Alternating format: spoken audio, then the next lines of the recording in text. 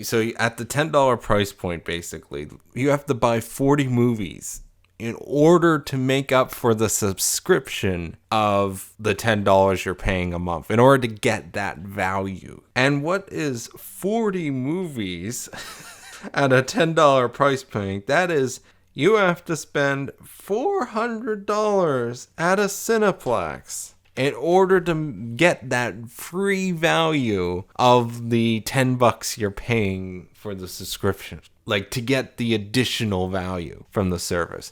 That sucks.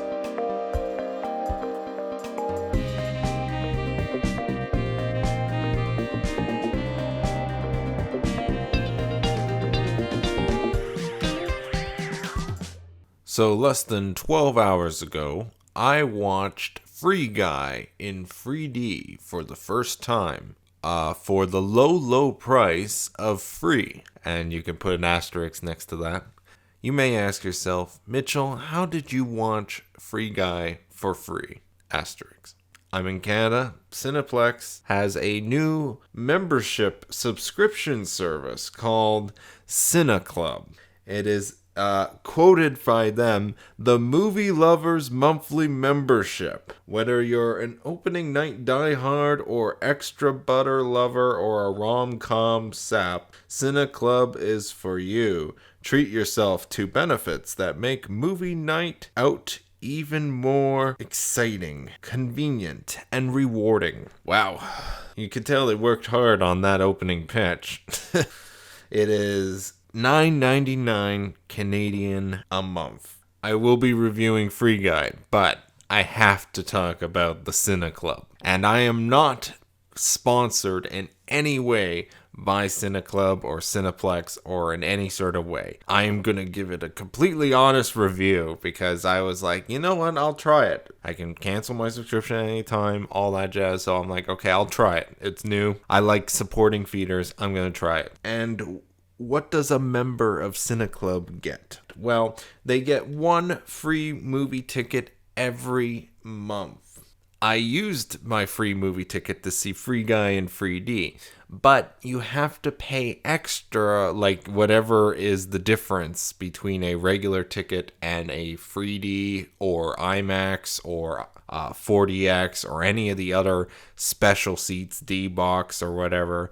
You have to pay, you still have to pay the difference between it. You can't just be like, oh, I'm going to go see this IMAX 3D D-Box film for free and not have to pay anything. No, you still have to pay the next to it. Even though they limited it to one free movie ticket every month, the fact that you still have to pay for that, just that little extra stuff, oh, that's a con right there. Granted, to be fair, I wasn't expecting in the States they had that, was it movie pass company or whatever, where it was like a subscription service and you get to see one free movie was it every day or one a week?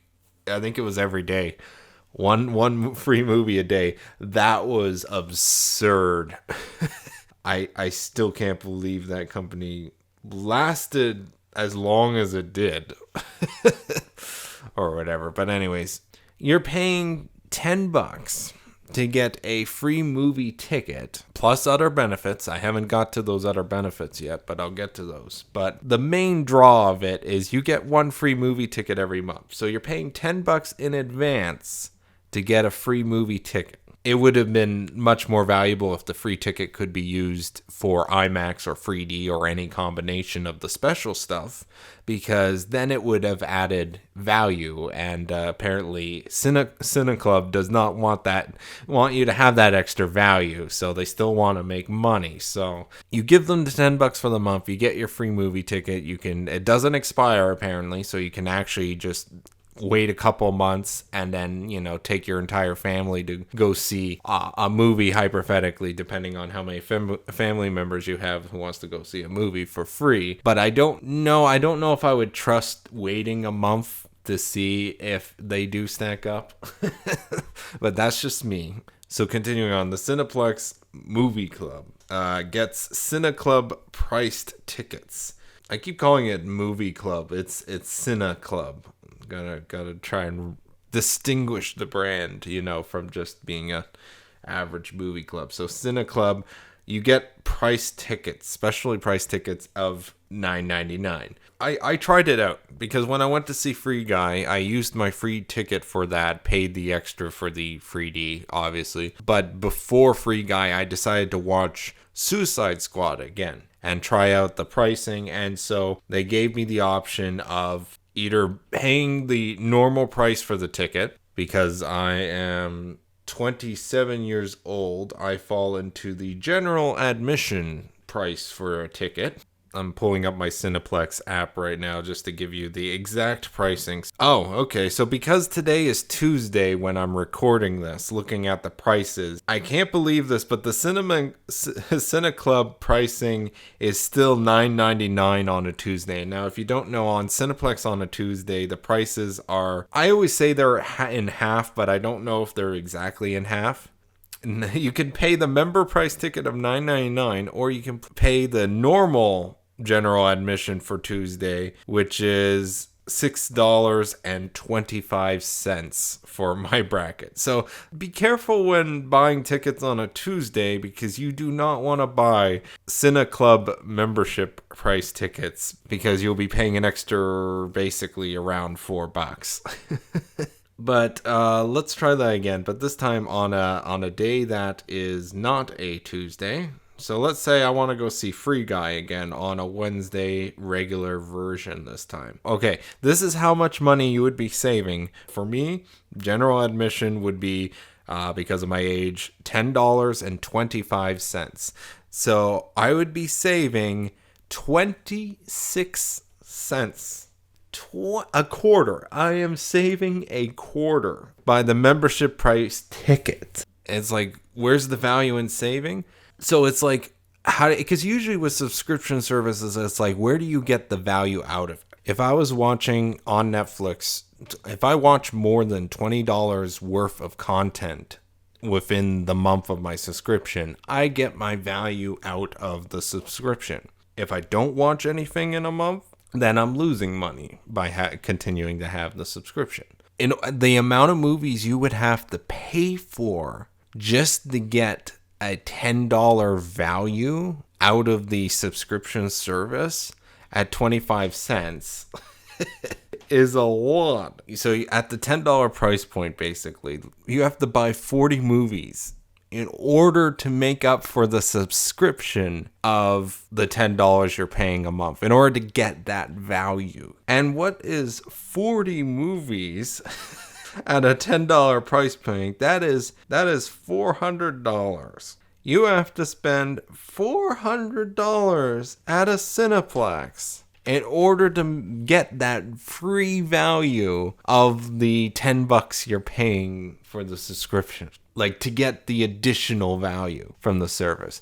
Where, for example, Netflix, for $20, I have access to all their stuff. And so if I watch the equivalent of free movies that also maybe have a simultaneous Cineplex or theater release, or anything new or whatever that comes on Netflix, or maybe it's an older movie I haven't seen, but I don't want to dispose cash for buying the Blu-ray of it or anything like that, you are saving money. So if free movies sort of makes up already for that price point. If I watch with other family members, it already, you're getting a lot of value out of it. Hell, if you watch a TV show, let's say, because buying a season of a brand new TV show is usually quite expensive. Like season 1 of something that's maybe 8 episodes on Blu-ray or DVD, that's like $20-$30. You're already getting your subscription's worth if you watch 2 or 3 seasons of a TV show. CineClub, because the whole point of them doing a CineClub is, well, not only to make money, making money is their first goal, obviously, but they need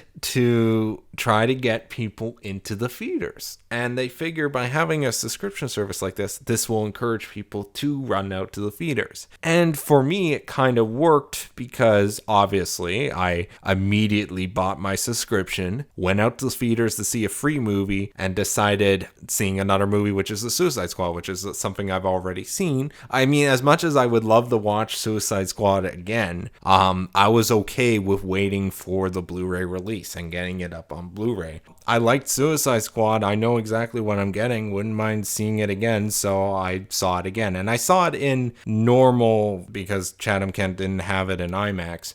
And I can confirm in my review for Suicide Squad, I did mention about the ratio. I can confirm that it doesn't matter what version of the Suicide Squad you see. You are going to get the full picture. The IMAX version, obviously, you get a much bigger picture, a much clearer picture, and better audio. But you are not missing out visually when you see the Suicide Squad in a normal theater compared to IMAX. Continuing on with the CineClub.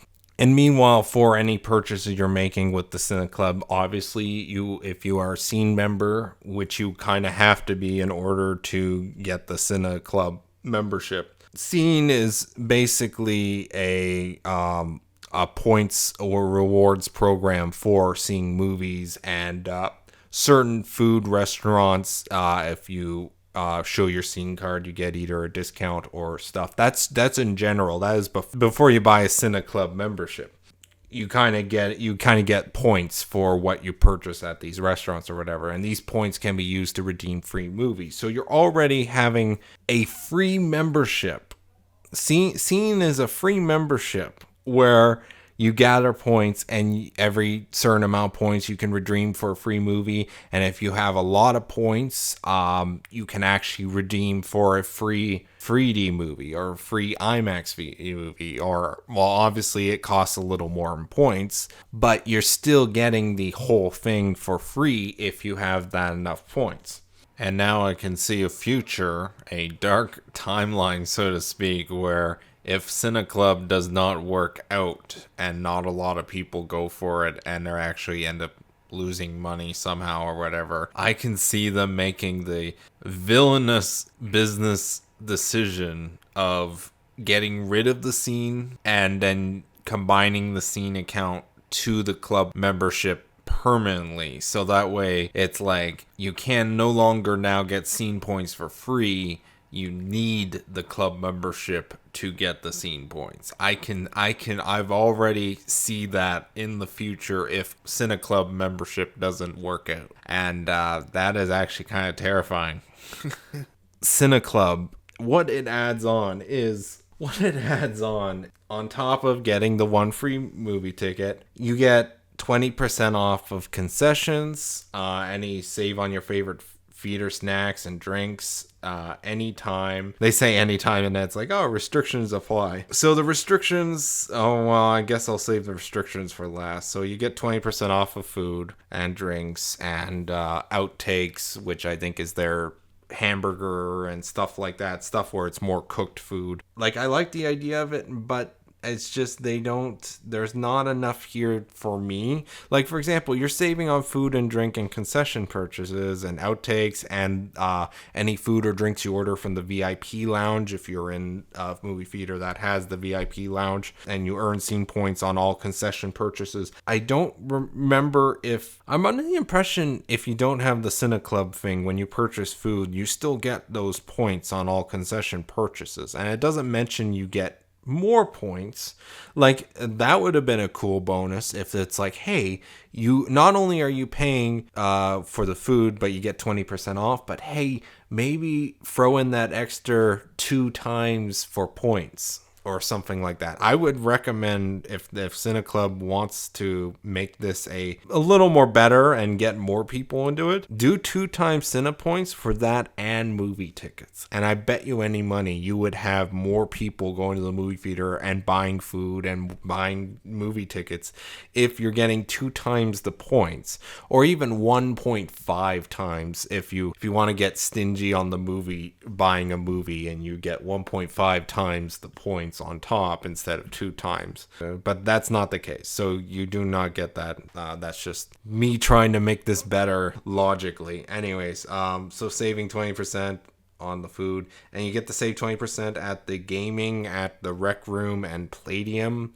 which I think is oddly specific because I think in Southern Ontario, I think maybe two two or three locations have a rec room. I mean, actual built rec room. There's only one I can think of, and I think it's in Mississauga. There might be one in Toronto. So I think they're only at the more major feeders in more major locations. And Palladium's in Mississauga. I don't think there's a Palladium anywhere else. I mean, they could be referring to the arcade machines. Like, for example, in my local Cineplex here, they have a couple arcade machines in the corner. I don't know if that counts towards the 20% off, but that's my major gripe with this is I'm a movie lover. I go to the Cineplex to see movies. I don't go to the Cineplex to buy food. I don't go to the Cineplex to play games. Like if I'm going to Cineplex, I'm going to Cineplex to see a movie. Granted, if I was hanging out with friends and maybe we had a good hour or two to kill before the movie and we're just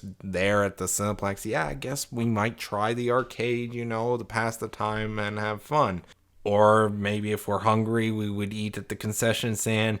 I'm gonna be honest. I'm probably gonna be the only one in my entire family that has a CineClub membership. When we go into a theater as a group, like for example, my cousin, I know almost every time we go to the theater, he always buys a popcorn. Guess who's going to be lending I'm going to be lending my card to, so he can get 20% off and I get points. So it's like, I don't know how secure the CineClub thing is. Like, do I have to prove that it's my card or whatever? Can I just, if I'm sitting in the movie theater, I can be like, oh, you're going to concession stand? Here's the card. I'll go sit down for the movie, And you'll also receive 10% off all purchases and rentals on the Cineplex store. So you are getting, it's a decent amount of savings, but you have to be like, every time I go see a movie, I would have to buy $10 or more of food and drinks, which is very easy to do because Cineplex, the movie theaters in general, food is generally more expensive than the actual film. Let's say I spent $10 at the rec room that's at the same theater, so that's an additional $2 I'm saving. When I get home, I purchase the movie I get at 10%. Let's say I just saw the Suicide Squad in theaters. I go to the Cineplex store and I pre-order to buy the movie at 10% off. So if the movie digitally is, I don't know what digital prices are. Let's say hypothetically it's $20. It's $1.50 if my math in my head is good. So you're saving about $5, but you have to spend all this money to get $5 off. For me, as a lone CineClub member who's usually goes to the theater more than anybody else in my family, this is not a good deal for me. As is, like it is a break-even deal. This is like, it's not really hurting me to have it because, well, obviously, if I'm only buying movie tickets, I get the 25 cents off. If I'm going alone to see a movie, I don't buy any food or any sort of drinks inside the theater. I don't play games. I don't benefit from any of that. I don't even use the Cineplex store at all, like the online store for buying and renting movies, because why should I? I have other services that do that for me, like, Netflix and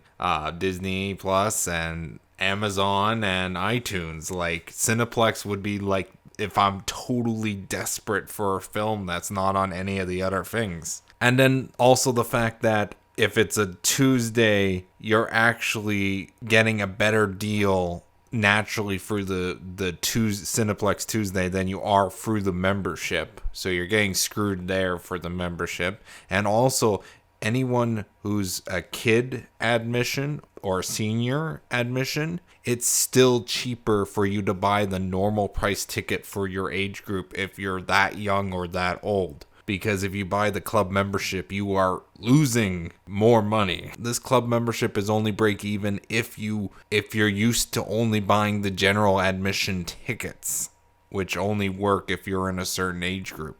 Restriction wise, on top of that, apparently, because I haven't tried it yet, I don't have enough people to try it, but you can only do per showtime. So for each showtime, you have a maximum of free tickets that you can buy for $9.99. So for example, if I went to the theater, so me and four other people went to the movie theater and we all purchased it through my card and my thing, I would have to pay normal pricing for the last two out of the five people, including me. So that would mean I am paying the extra 25 cents for anyone after the first free. That's what I'm reading here from what I get from their restrictions thing per showtime. So the next showtime for the movie, it would reset. So I would have the first free tickets are $9.99. So the fact that they can't even keep the $99 member club pricing for as many tickets as you want to buy per showtime. Like if I wanted to buy the entire theater of seats for $9.99, I can't do it for one showtime. Because apparently CineClub does not want my money. They want even more money. So they want the additional 25 cents after the first free seats. So without CineClub, you get 5 scene points per $1 spent. And it says here for the CineClub, you will get 5 scene points for every $1 spent on purchased movie tickets. I guess they're referring to, even though you're paying 25 cents less, you're still getting the same amount of points that you would be getting if you didn't have the CineClub membership. And let's see. Okay, so now we're into the food section with the... Okay, so it excludes alcoholic beverages. Franchisees or similar eateries operating under Cineplex theaters. So, for example, if your Cineplex theater has a Burger King inside of it, which I can't remember the last time I've seen a franchise eatery inside a Cineplex or any sort of movie theater. I can't even remember that. But if there is, you can't get the 20% off on that. The Cineplex discount applies to select movie purchases or rentals. So maybe, for example, if I wanted to pre-purchase the Suicide Squad after seeing the movie, I go on the Cineplex site. Maybe it's not applicable for the 10% off. Because probably it's a pre-order. I've heard that before, where it's like, because you're pre-ordering it, you can't get it for the discount. I've seen that with other examples. You don't, so I can kind of see it happening here. The discount at the Red Room the Rec Room and Playdom applies to the purchase of new regular priced game tags or the reloading of game credits to existing game tags. So limit of 2 game tags per day. So I don't know game tags. I can't even remember the last time I've been at a Palladium. It's probably been 15 years.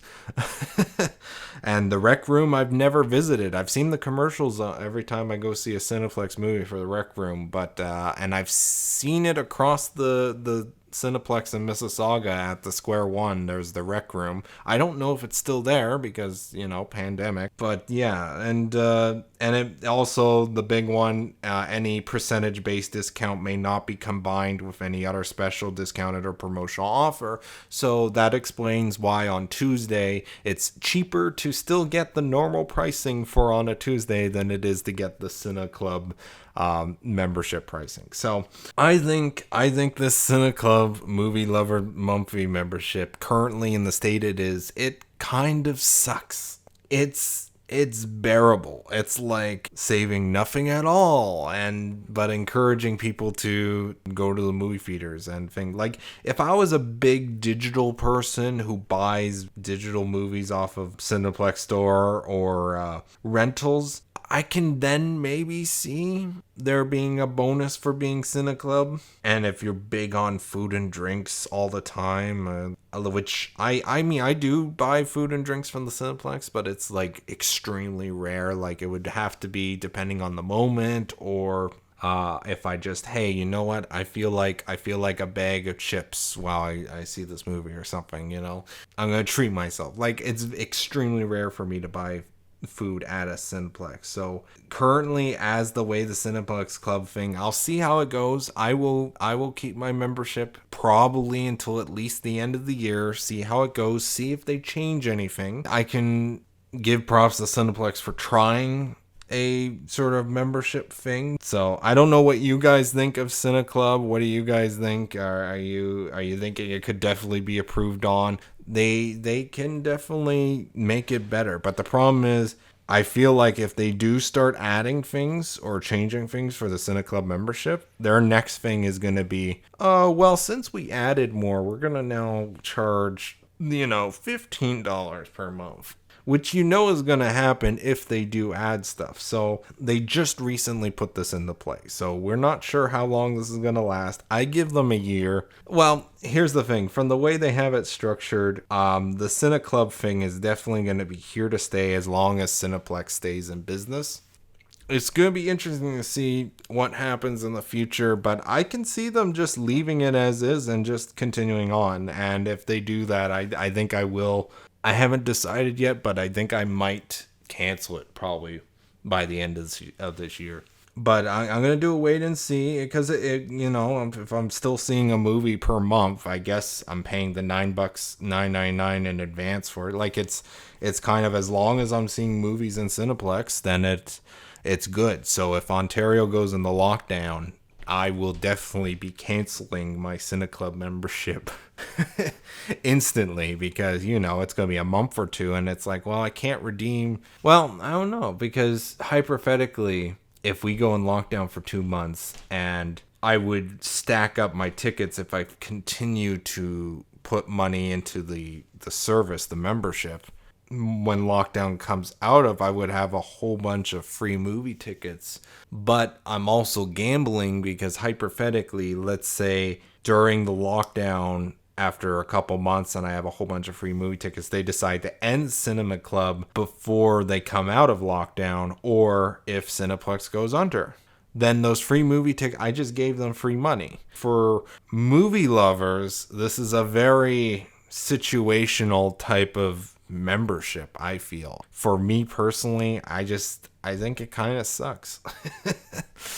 Like, I understand that they're not giving away a whole bunch of free stuff and, like 50% off and stuff like that. Like, I understand. It's a Cineplex movie theaters is a business. You got to make your money somehow, especially in these times, which is going to be probably the hardest that the movie theaters have gone through. And like, I'm even seeing it when I'm seeing movies. I'm like, there's hardly anybody in the theater. I know the Cineplex is struggling. Maybe this will convince some people to go see a movie every month. It's not bad, but I think it could be much better. Anyways, after that tangent is over, so after the quick break, I will be reviewing Free Guy.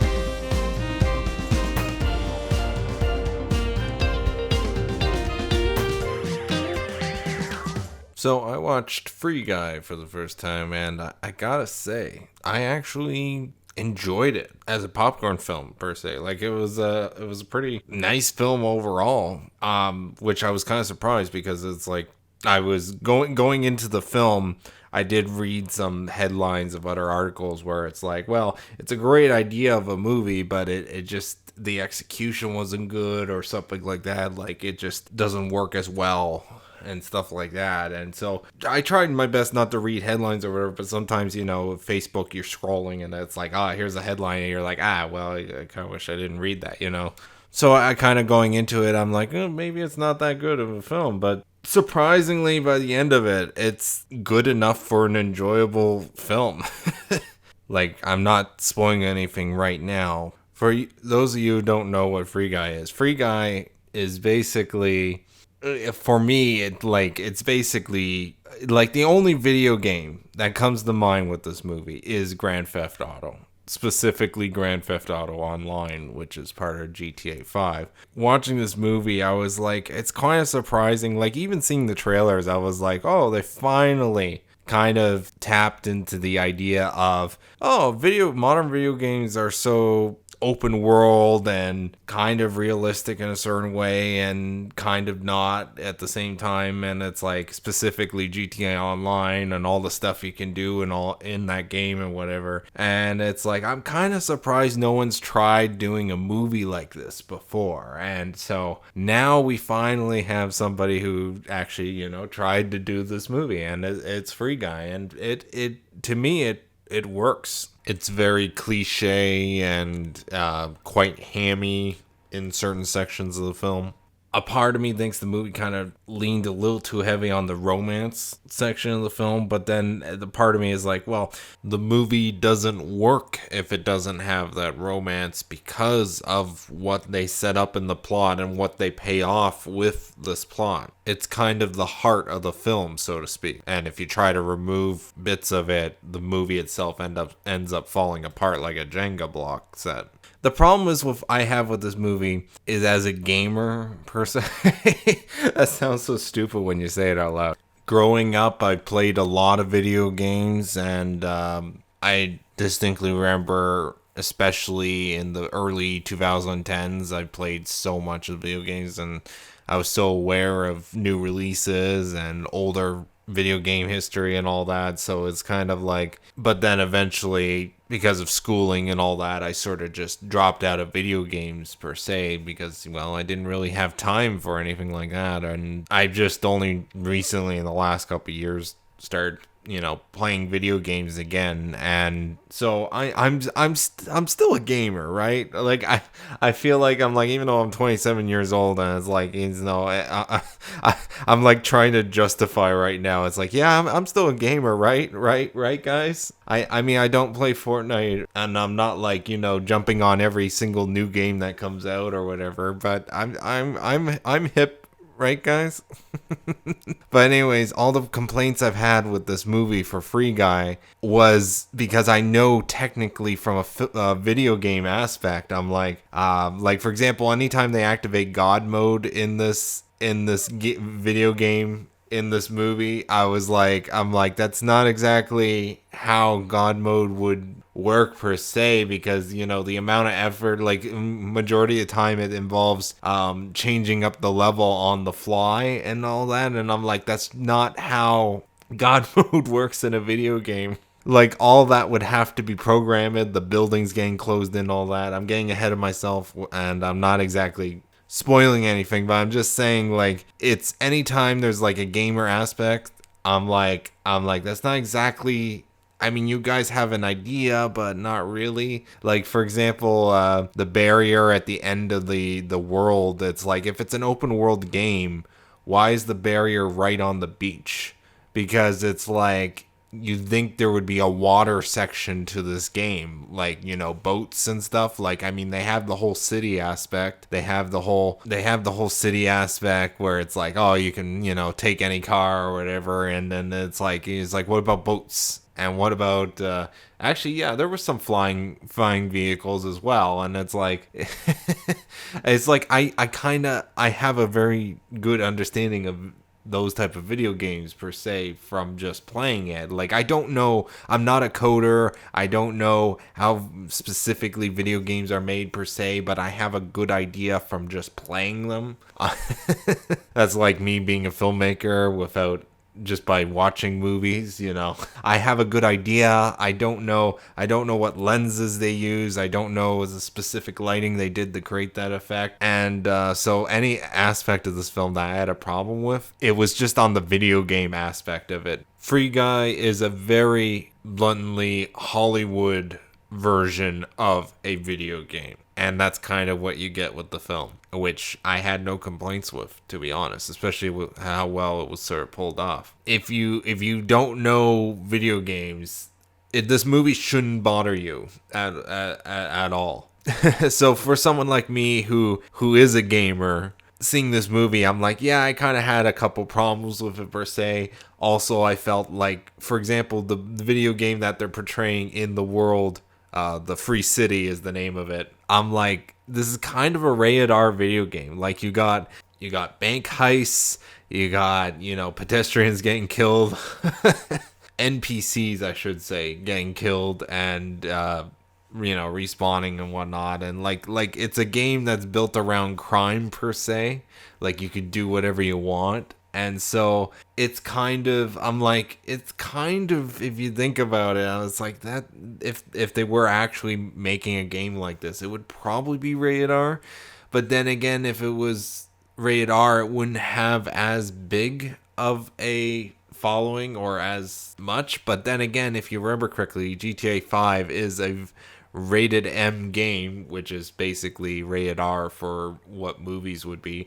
And it is one of the most successful video games of all time, along with like Minecraft. If your mind is open to this Hollywood, very Hollywood version of a video game for the plot of this movie to take place in, you're not gonna have a good time. You're gonna have a great time. It's kind of a weird feeling, I'm not gonna lie, because a part of me is like, well, they definitely took a lot of liberties, and they did a lot of stuff just to sort of make an interwoven plot of how everything's connected and how all the pieces are, and to be fair, it works for Free Guy. It works from what they have set up and all that, and how everything pays off, and the film works on its own. That actually reminds me, another example of a sort of gamer moment that just to me just made me scratch my head per se is, like, for example, there's a whole sort of section early on in the film where when there's somebody hacking or cheating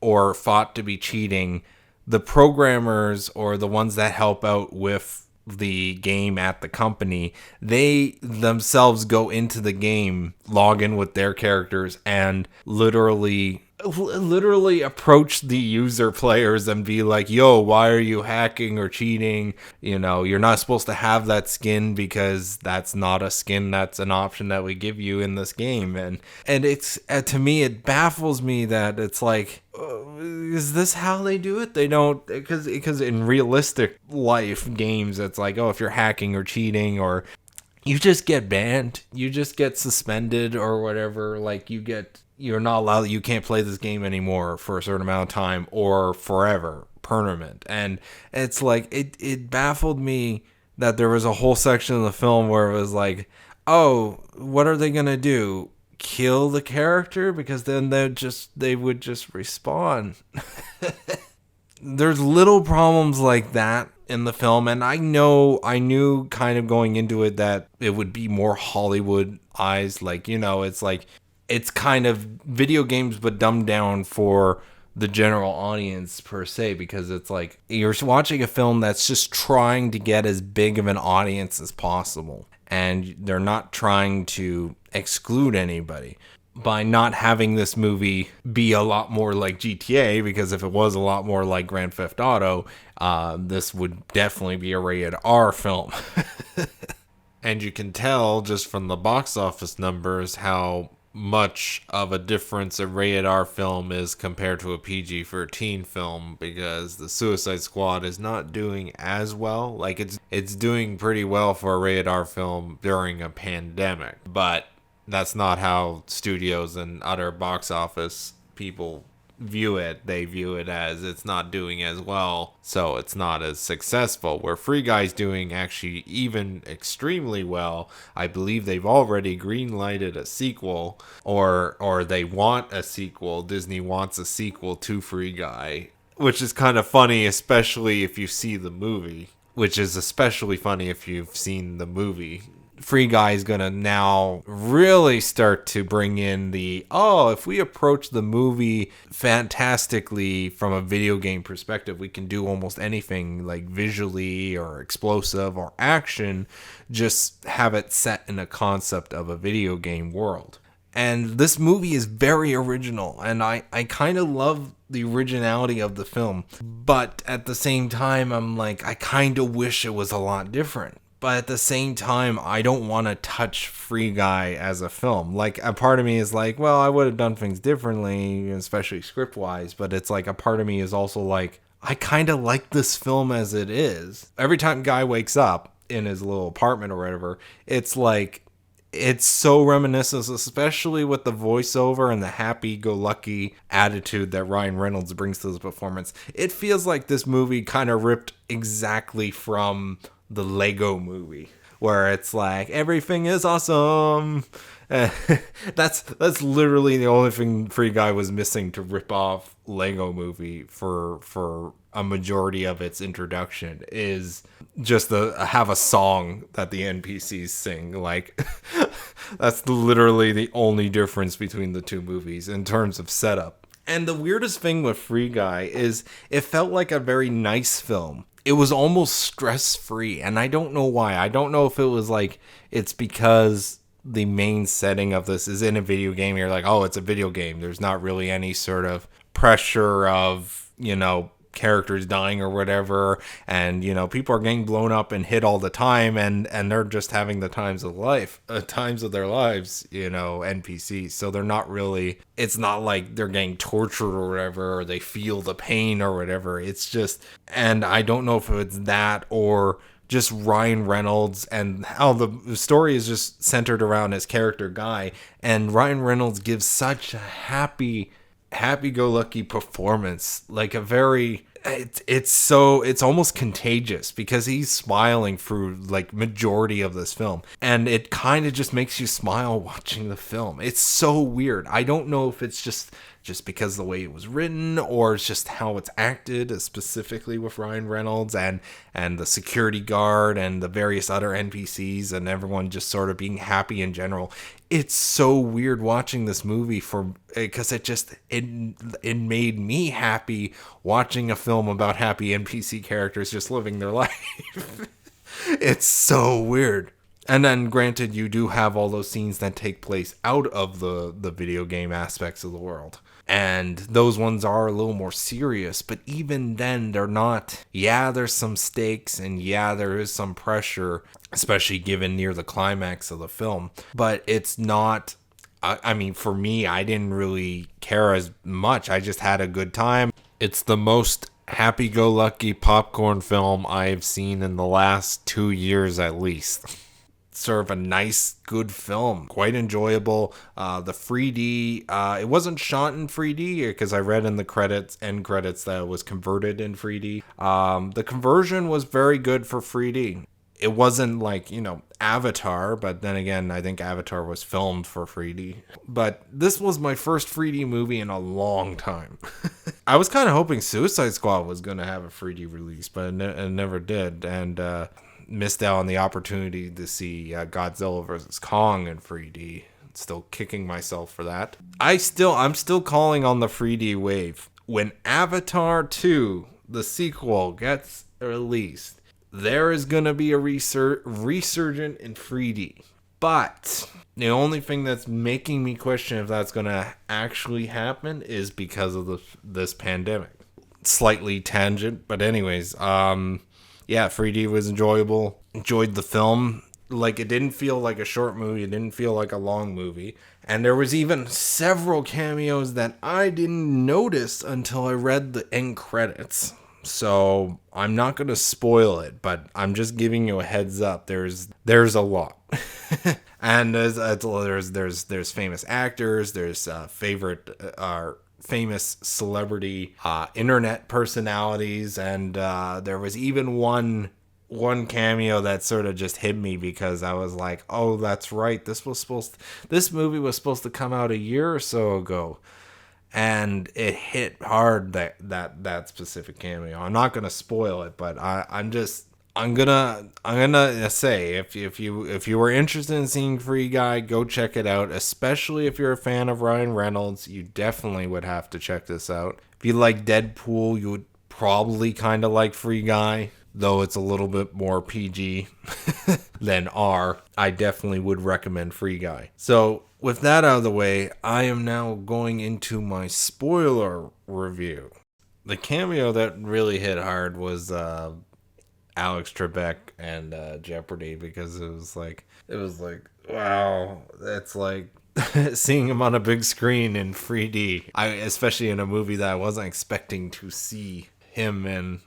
And I also had some questions, because I know this movie was originally 20th Century Fox, but then because this movie was made during the acquisition from Disney, so Disney bought 20th Century Fox. And this movie was one of the major movies that they sort of put money into to make. And so it was a total 100% surprise that somehow during the major sort of climax fight that there's not one but two major different Disney properties that get referenced. And I was completely shocked because I wasn't expecting that because, I mean, I know in the beginning it says 20th Century Studios, which is now the new name for 20th Century Fox. They basically dropped the Fox for it to be owned under Disney, but I didn't think it was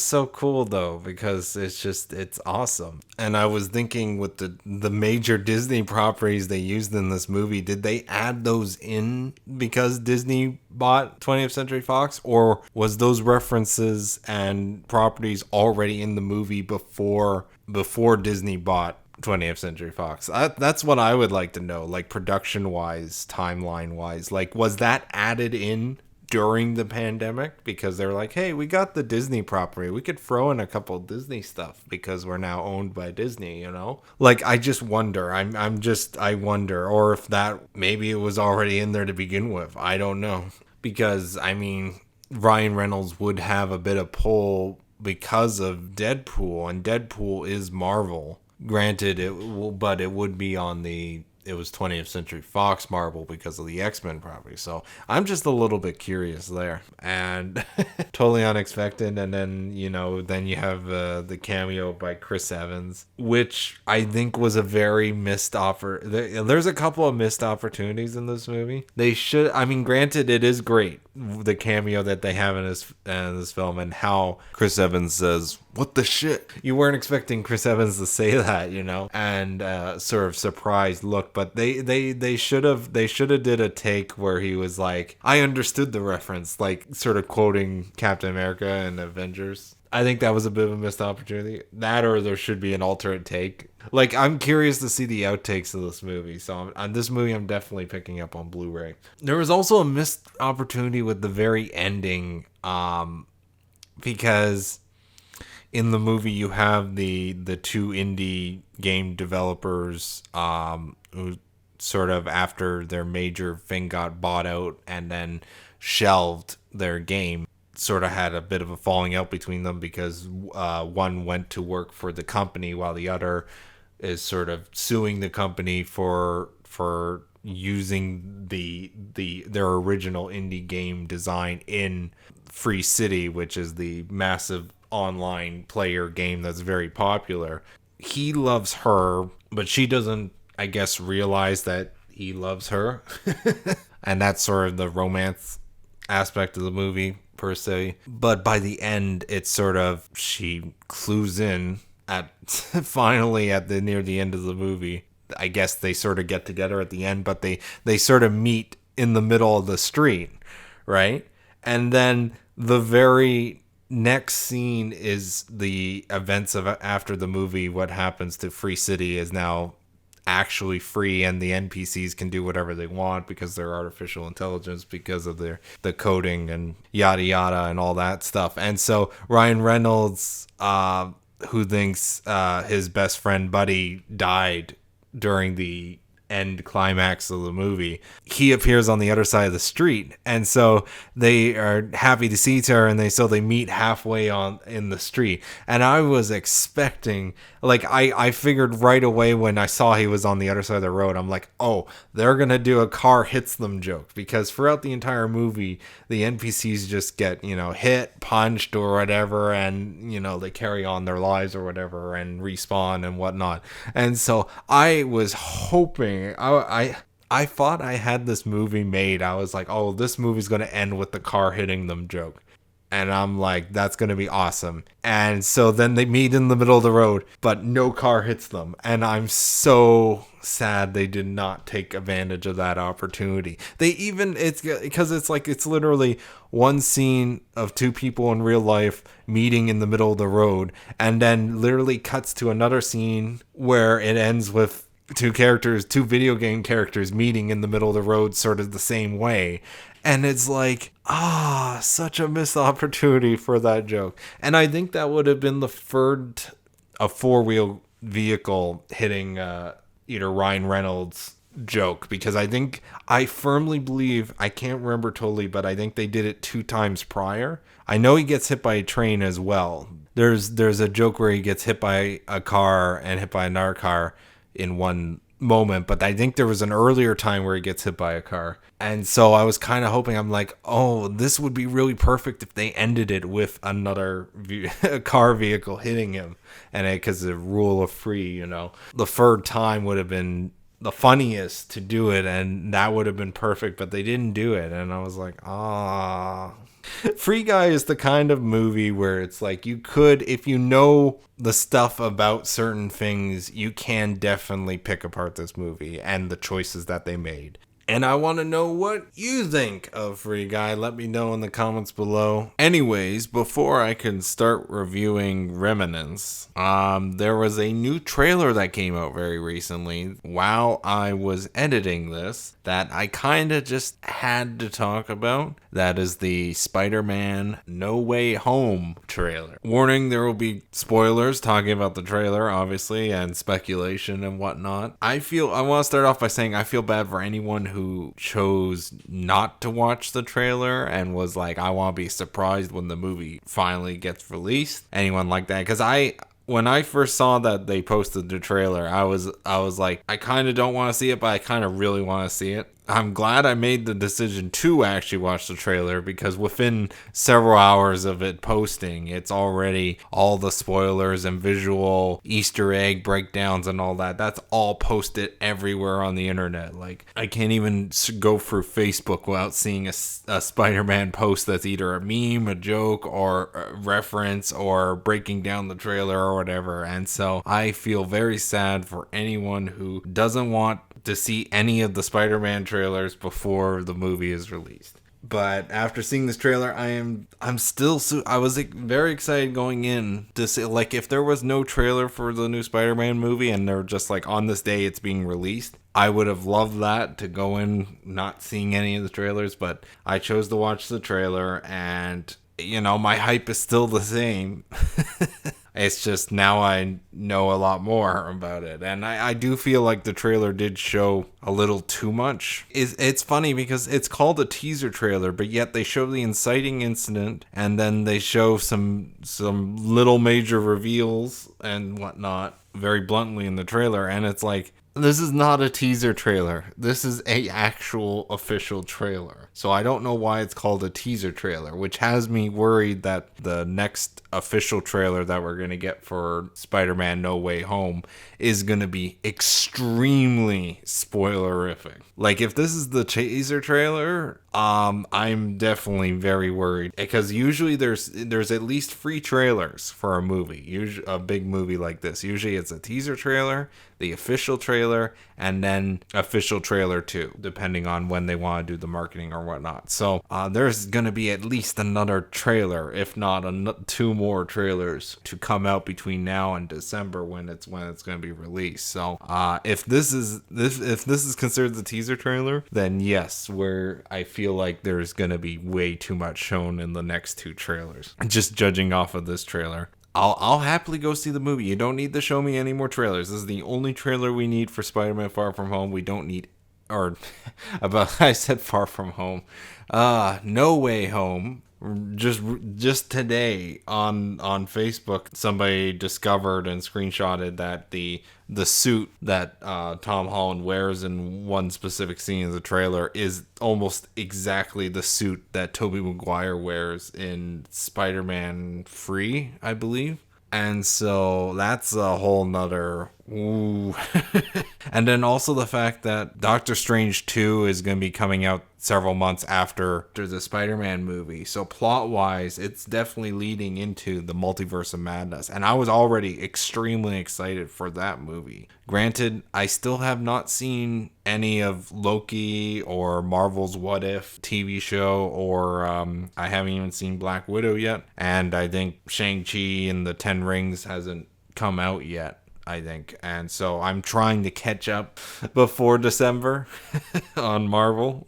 I'm still very excited for this movie, and the trailer, like as a teaser trailer, I think it should have just been called the official trailer, but I guess it's teaser. Anyways, time to review Reminiscence, or is it Is it just Reminisce? Like, I picture the word, but it's like me saying the word is like, I feel like it's wrong what I'm saying.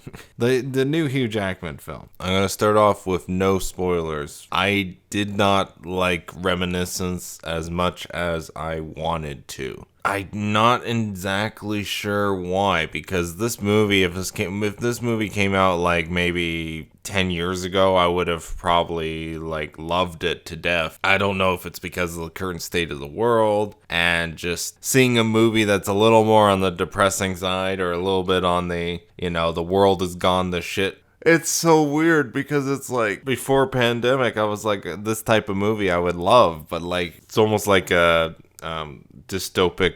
It's so weird, especially because the last movie I've seen was Free Guy, going from a happy-go-lucky film to a depressing as fuck film. It's it's very, like, I would have rather have seen Free Guy again, because it's a little more cheerful, a little more happier, a little more, it's so weird because I'm usually all for these type of movies like Reminiscence, and it's like it's original sci-fi dystopic, and the world is ending, or world is not ending per se, but the world is going to shit, and everyone's just trying to survive, and why don't I love this film? I should love this film, but I don't. Like, I love the setting. I love the way they executed the machine that makes you sort of experience memories again. So I love the design of that and everything. And the script ain't bad. It's just, I don't know. It's so weird. It's like trying to figure out why this movie, like, it works. It's just, I like, for example, the performances, like Hugh Jackman is, I don't know, I feel like he's now typecasted. And it's weird because there's like, he is so good. Hugh Jackman's so good at playing an obsessive role. A role where it's like the character is absolutely obsessed over something and is trying to do everything in his power to figure out things or solve things, and it's like he did that so well in The Prestige. Like, The Prestige is I'm going to spoil my top best movie of all time list. The Prestige is number one. There is no movie that is just as excellently well made, in my opinion, and works perfectly. And if you watch Reminiscence after seeing The Prestige at some point in your life, you're going to be like, wow, I did see Hugh Jackman do this type of role already, and he did it so well. And then it's like seeing him do it again, and he's still doing it extremely well. It's just, it does feel like I've seen this before when it comes to his performance. And the rest of the cast did extremely well as well. Rebecca Ferguson does her own singing in this film, and that's cool. I stayed to the end credits just to confirm if that's actually her singing, and it is in fact her. Speaking of music, Rami Djawadi, I apologize if I'm butchering anyone's name in this. He did the music score to Person of Interest, and I'll always remember the opening theme to Fright Night, the remake. He does the soundtrack and score to this movie, and I do really love that riff in this movie. I mean, that you hear it in one of the trailers, the dun dun, and it's like a guitar riff, and it's like I like it. I'm definitely gonna be checking out the soundtrack on either CD or iTunes. And then I was trying for the life of me to figure out the other actress in this film, and because I'm pretty sure I've seen her somewhere else before. I'm just looking it up right now. Oh, okay, so that's where I know her from. So I've seen her in Solo, a Star Wars story, and she's great in this as well. Like all the actors in this movie, you even got some great performances from Cliff Curtis, Daniel Wu, and Brett Cullen, who you may recognize from various other things. I did like the film, but it to me, it like there was just something about it that was just kind of stopping it from greatness. And I don't know what exactly to point towards that makes me think that or whatnot. My biggest sort of complaint with the film on a first time watching is the narration. Like I understand beginning narration, then sort of maybe book ending it, but like the narration throughout this film kind of bothered me, like especially in the middle of the film, because it just felt like it was kind of stating the obvious. Like it felt like the narration was definitely unnecessary, and I would love to see a cut of Reminiscence without the narration. And it's kind of weird because this is a Warner Brothers film. So my first immediate thought during the film, which is something you shouldn't be thinking about, because it kind of reminded me of Blade Runner, the actual theatrical cut where Warner Brothers was like, well, people aren't going to really get it.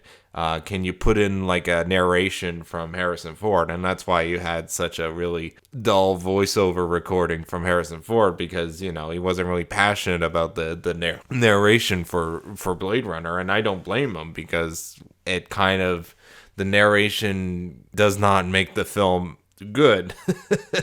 It works against the film. It almost felt like the people who did this film actually, it kind of felt like they were heavily inspired by the theatrical cut of Blade Runner because of the narration. And that's like, because I understand it's like you're kind of going for a, you know, private investigator type, noir type film.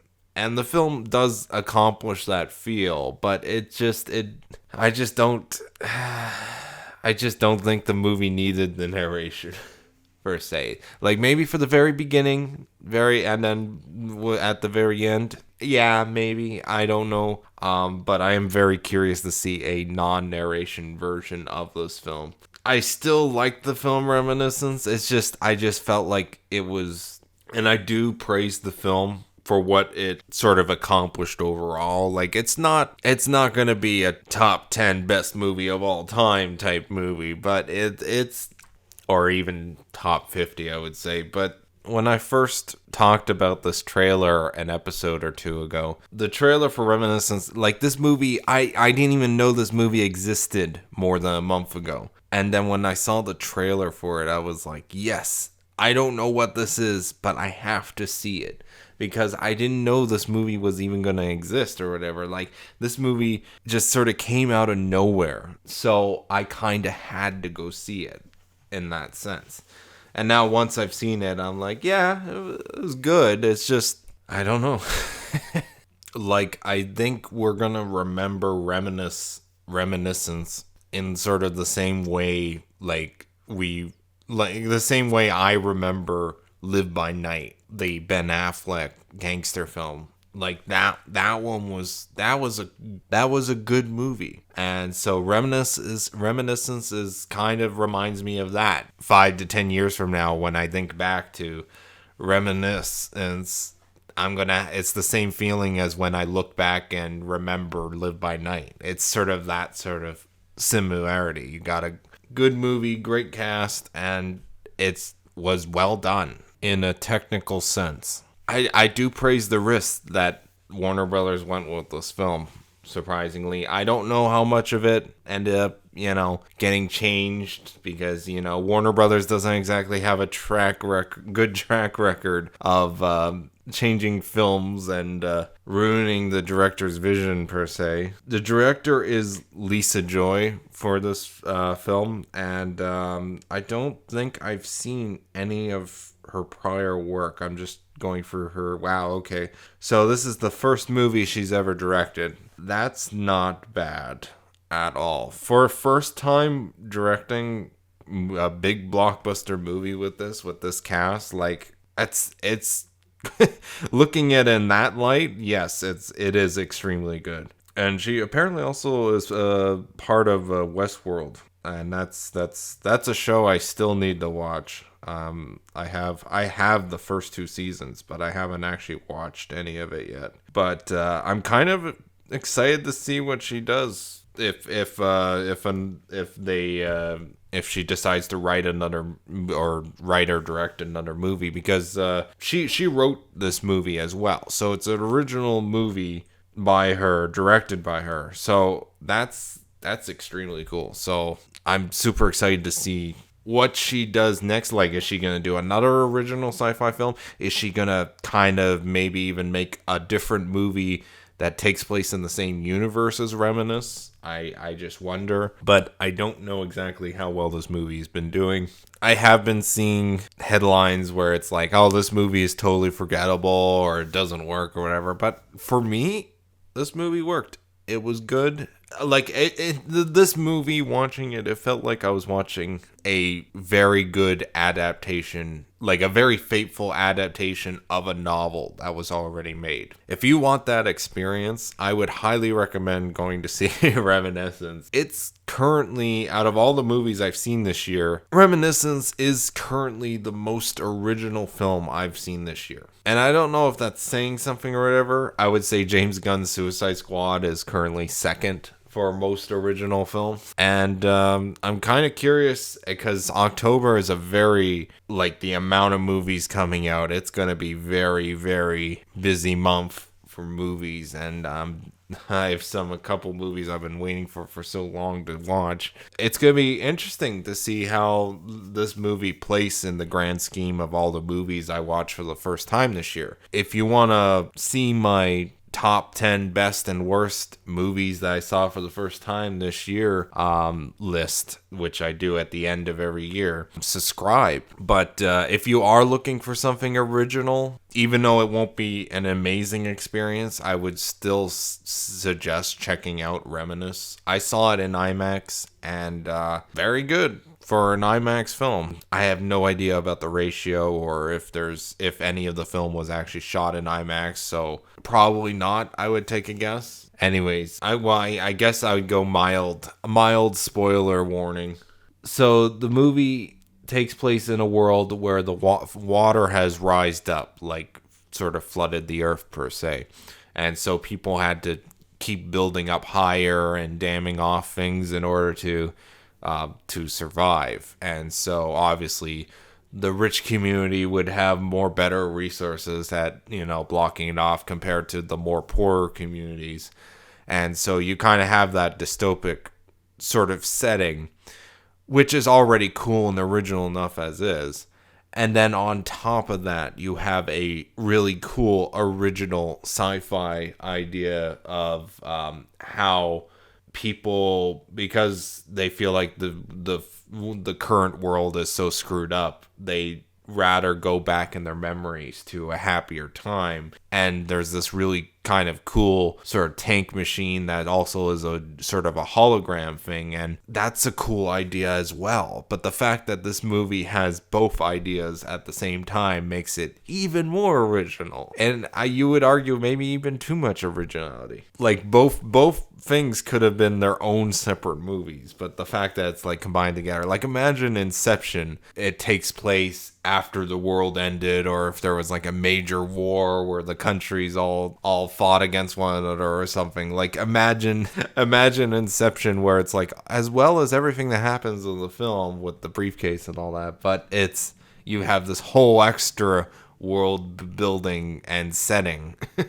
You could feel in some ways it's a little bit unnecessary. Visually, it works very well. I don't know if they took full advantage of it. Like, there's a specific fight chase scene, and it involves a piano at one point where it crashes into the lower levels of a building that's completely underwater. Like, that was very cool and very good use of the setting. But other than that, the setting wasn't used as much, I felt. I actually thought, I guess this would be part of the spoiler review. I would figure, because early on in the film they mentioned that, the dam is going to break at some point. And so I actually thought it was going to be like a Chekhov's gun type situation, where it's like, at some point this whole street that's in like the opening for this movie is gonna break. Like, that wall is gonna break, and then all the water is gonna come rushing in. Like, that would have been very cool. but the movie doesn't actually do that at all.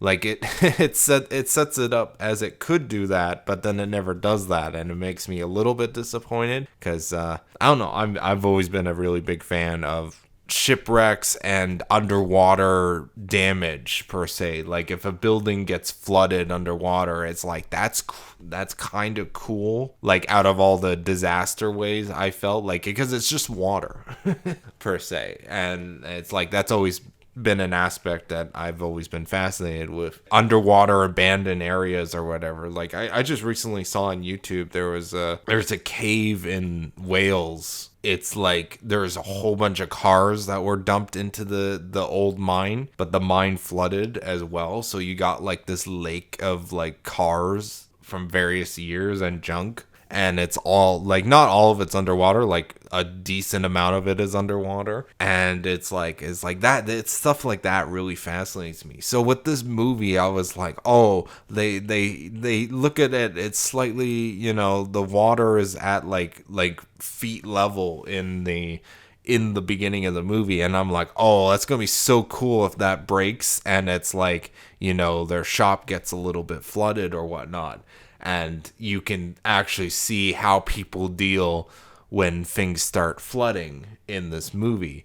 And that never happens in the film. So I'm quite disappointed there. I don't know if they're saving for a sequel or, well, obviously, I kind of feel like maybe because of how much risk this movie was, it's still in heart is kind of a lower budget film trying to do really ambitious things. So I didn't think they would actually do something like that, but I really was kind of hoping they would have did something like that. And also, especially later on, where you see the overview shots of like the rich people in Reminiscence, like the barons as they call it. Like you see the big dam and all that. And I figured when everyone started rioting near the end of the movie, I really thought we were gonna get like them storming the barons, or like them flooding the dam or whatever, like, you know, flooding the barons or whatever, or just like something where it's like, you know, them storming into the area, and it's like that never happens.